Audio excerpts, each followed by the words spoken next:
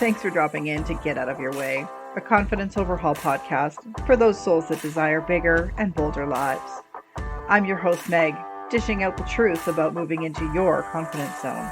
Because sometimes it's really the stuff we hide from that holds us back. So sit back and relax as we dive into this week's confidence conversation. May it help you shift into becoming the badass that you desire.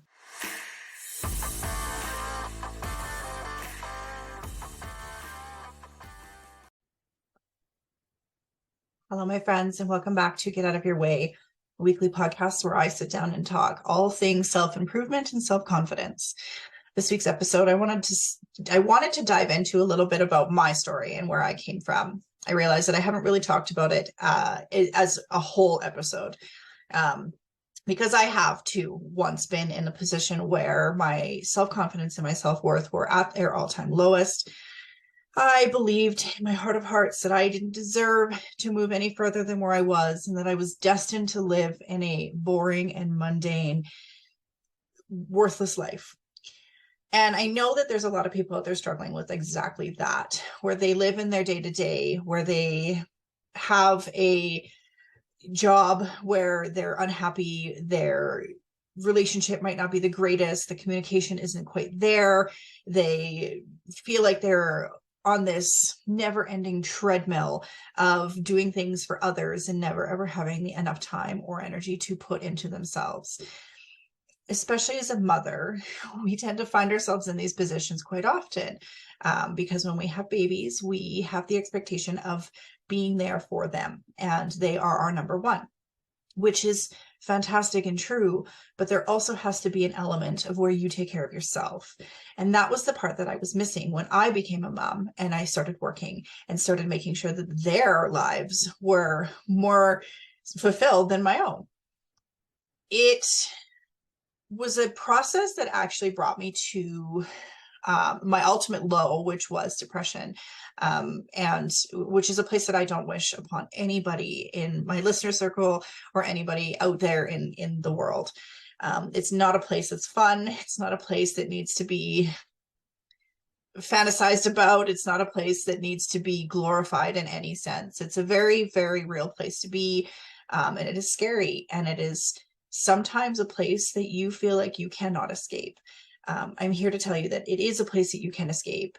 There are multiple forms of it.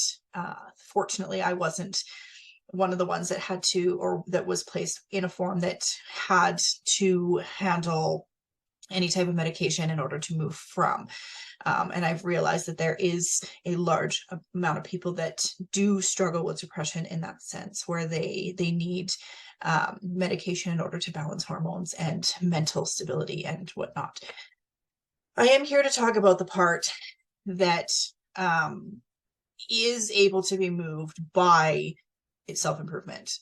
I am not a trained professional when it comes to any sort of mental health issue like depression, in a sense that cannot be helped or improved through self-improvement or finding a self-confidence. So if you find yourself in that position where you've tried self-improvement and you've tried any sort of things that that generally would help you move out of that depression cycle, and they haven't worked, I do suggest that you find a professional. Talk to your doctor, talk to your therapist, whoever it may be that is able to help you move through that, because you deserve a life. You deserve to be happy. And all I can do in this state and in this place and in this podcast is to share my story and hope that my movements and the tips that I bring into this area and this space are helpful to moving people towards a more sustained and healthier, happier life. So with that all being said, my story started off where becoming a mom and becoming a working mom, it drained me. It put me in a position where I didn't feel as if I deserved to have a life of my own, that my life now was just being a working mom, and that everything that I did had to revolve around other people.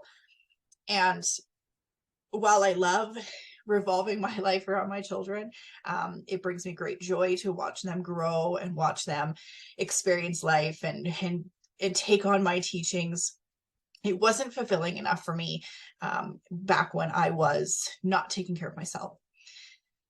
And when I got to the point where it was do or die, I had to do something, or else this was going to be a serious problem. I decided that I needed to take matters into my own hands, and I did. I saw a therapist myself, and I recommend anybody, healthy minded or not, find somebody in their lives that they can share topics with that are not a non-biased, helpful community. Somebody who is able to unravel the thoughts that are coming into your head without having that friendship where when we share things with our friends,